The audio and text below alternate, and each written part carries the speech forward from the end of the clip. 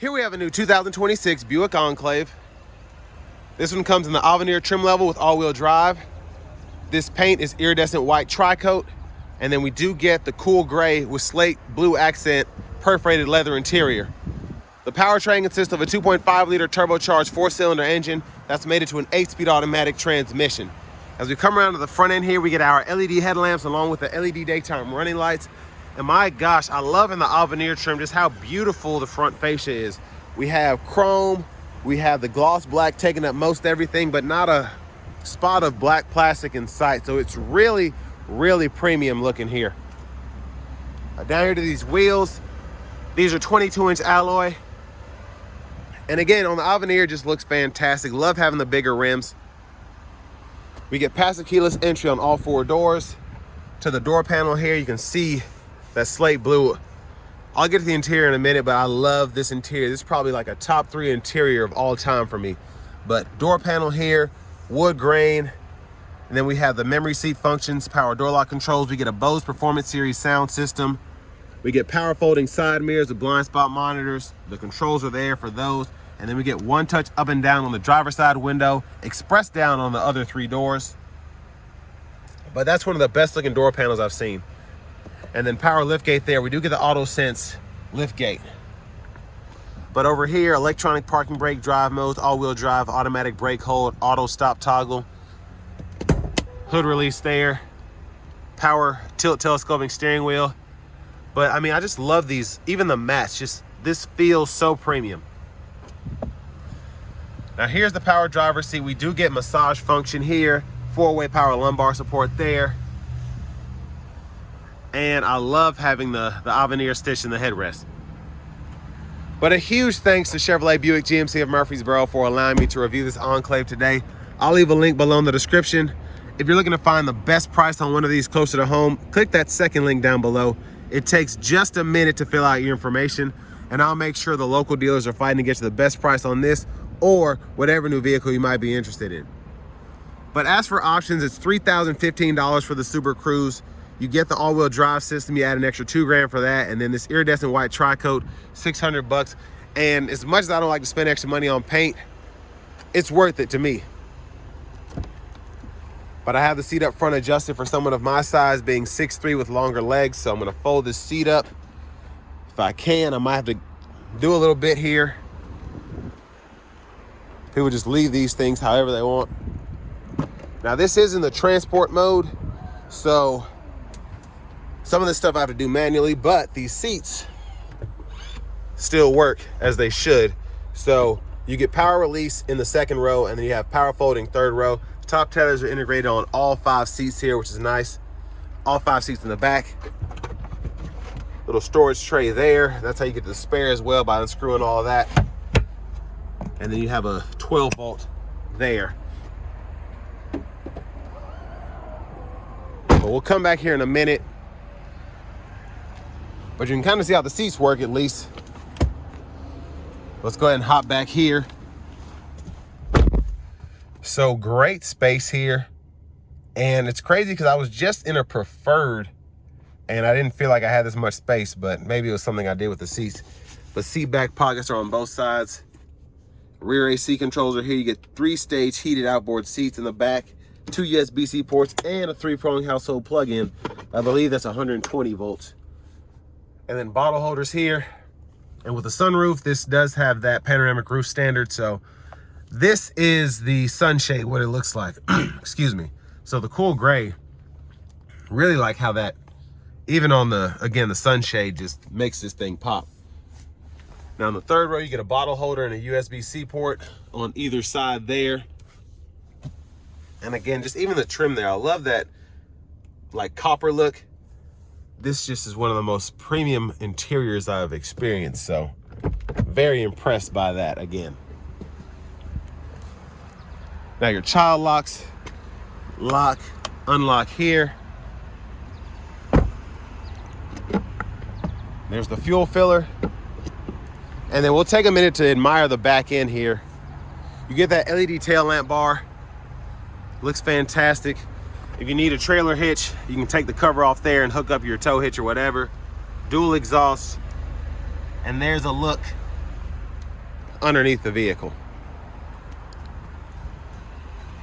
Now to the rear passenger side, I'm going to show you a few other things. So first and foremost, showed you where the thing was for the car seat, the top latch there. Now the lower anchors are here. And then if you want to fold this seat flat, pull up here. Pretty easy to do. And you can actually tumble from the back seat as well if you want easier access without having to go through the middle here. So very easy to do. And then you also have a button down here as well if you want to do that from the front.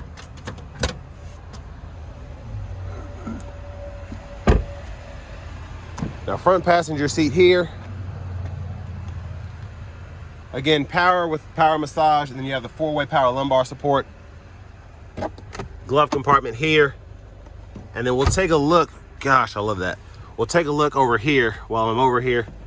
12 volt, and then this is the storage underneath where the typical shifter would be if you want to put your handbag, a small backpack, something like that.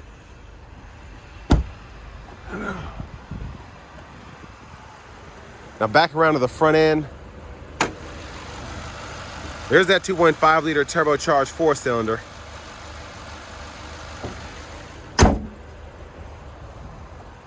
And then before we hop on the driver's side, just a quick look at the blinkers.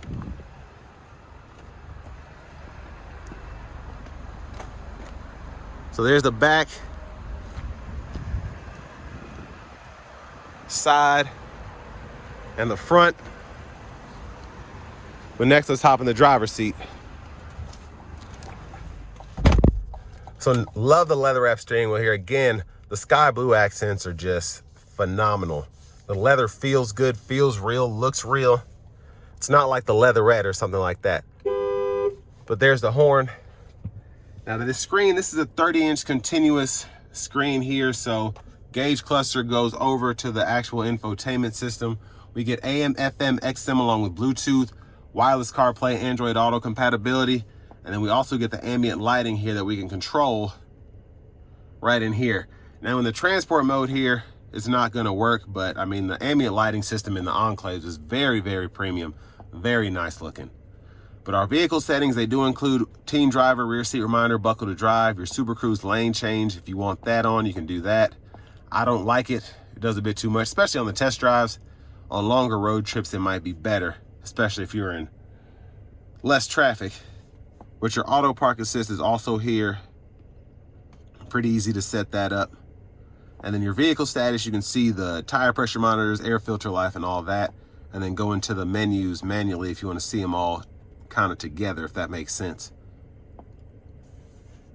Dual zone automatic climate controls, then your rear climate as well. You can control all of that from the screen. You have a few shortcuts down here below, as well as those 3-stage heated cooled seats. So if you don't want to have this up, you can always just go here, adjust that, or fan direction, fan speed, pretty easy to do. And then your headlamp controls are down here. So I always like to leave them in auto because almost 100% of the time, that's going to be good enough instead of having to go in here and actually fool with the lights in the screen.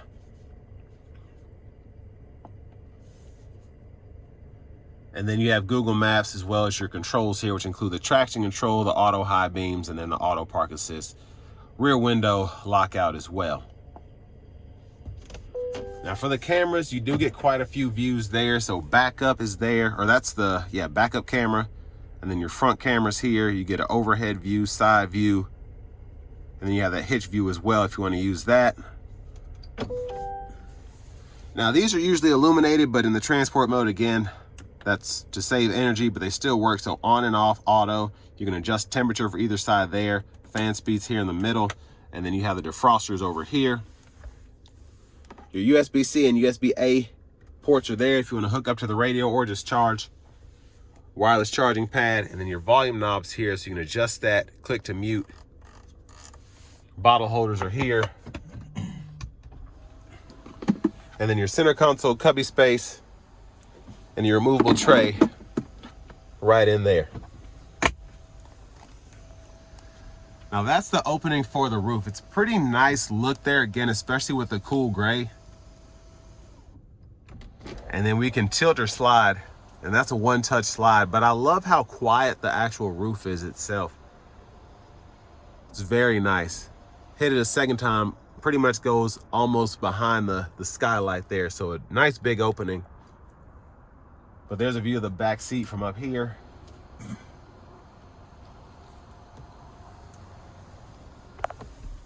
And then you have the sunglasses holder. And then you have your controls for the sunroof here. Your hazards are up here. That's gonna be a big thing to remember because a lot of people don't know that. And then your OnStar controls are here. Rear camera mirror, you can flip that off and on like that. But back to the steering wheel itself, left side stock, blinkers. You have your intermittent wipers, rear wipers, and then fluid right there for the front. And the shifter, hit the brake, pull for neutral, pulling up for reverse, pull and down for drive. That's parked there. And then while in drive, you can activate your low mode. And when that comes on, you can use the paddle shifters behind the steering wheel. And you can see in that bottom right-hand corner what gear you're limited to. Now, left side of the steering wheel itself, you can turn cruise on there. You can hold this cancel button to go between regular and adaptive. And while you're in adaptive, once you set your speed, you can hit this here. When the indicator's up, you'll get that lane centering as well. And the gap adjust for the adaptive cruise and the forward collision alert right in here. But voice recognition's that button. Heated steering wheel, audio sources there, phone, mute, and then this goes to your gauge faces here. So I think 3 different faces, and then we can go through our track list or radio station presets, radio station favorites, depending on what source we're in there. And now if you look closely, there's our heads-up display. And then your controls for that are right over here to adjust the brightness, the height, or the rotation there. And you can turn it on or off with a push of a button, which I really like. Push button start. Finally, here's the key fob with remote start. But next, we're gonna go ahead and take this 2026 Enclave Avenir out on the road for a test drive. So starting the test drive in this Enclave Avenir, although it doesn't drive, I should say, although it does drive pretty much exactly like every other trim level in the Enclave, this Avenir just feels more premium. You get that premium ride suspension, the all-wheel drive system, but I mean, really the colors here are what make this feel like a $70,000 SUV as opposed to a $50,000 one in the preferred trim level.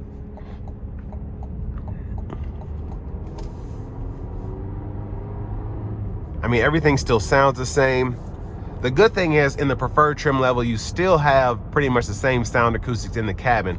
The Avenir is basically all cosmetic, but I mean, my goodness, the looks are, that along with the features, I think are worth the extra 20 grand. I'm gonna put it in all-wheel drive mode. We're gonna put it in the sport. Not gonna floor it, but gonna give it a little something here. Here we go.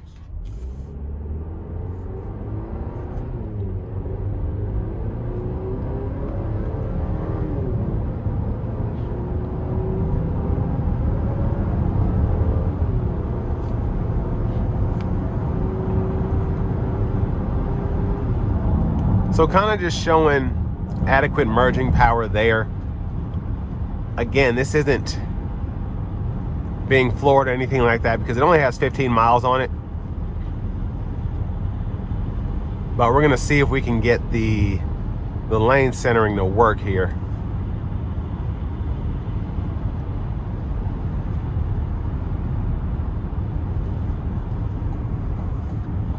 Just want to show it off for a second. But while I'm at it, I mean, this ride quality is phenomenal. You know what? This is in transport mode, so it's not gonna work. Just remember that. But I mean, a great system. GM does a great job with their lane centering there. But a huge thanks to Chevrolet Buick GMC of Murfreesboro again for allowing me to review this Enclave Avenir.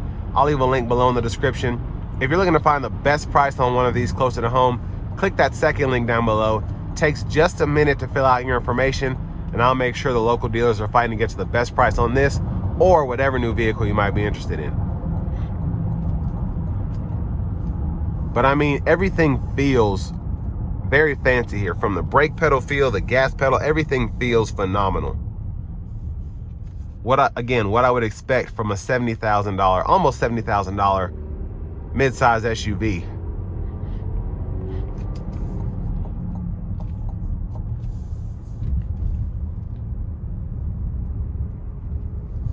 Now, in terms of what you get for the money, I do think this is it's a good deal when you think about all that comes here. You have your heated, cooled seats, your massage function, your panoramic sunroof, the AutoSense tailgate there, or liftgate, excuse me. And I mean, this interior it's worth extra money, even though you don't have to pay extra for this in the Avenir. I mean, it's the only way that I would go personally if I were to get a vehicle like this. And really, this spec is perfect. I love the iridescent white tri-coat, love the cool gray interior. But again, those blue accents, specifically up front here, what really make this feel like, I feel like if Grease were put in an SUV, this is how it would be done. Just the elegance and everything, it just feels beautiful. But again, I think in terms of what you get for the money, if you look at other vehicles in the segment, they might not have a 2.5 turbo 4, but I don't think that's a bad thing in a vehicle like this, because you're not getting this for the powertrain. You want decent fuel economy, you want all-wheel drive, you're not going to be racing this. If you want an Audi or a Porsche in the Enclave segment, you're going to have to pay double. Now, you'll get a faster vehicle, but depending on who you are, you might not even like that interior as good as this. And I think GM just did a really good job putting this one together, because again, this does feel premium. When I'm driving down the road, I do feel like $1 million, even though it's not breaking the bank necessarily. Again, if you're comparing it to those higher level vehicles, like maybe a Porsche Cayenne or an Audi Q7, something like that. But then even if you think about a Honda Pilot or a Ford Explorer, you really want to compare this to an Aviator, I think, and something similarly equipped will be more expensive in this segment. But the ride's good, still feels plush, and again, this is still an extremely nice vehicle. So with all that being said, this will bring me to the end of my review of this 2026 Buick Enclave Avenir.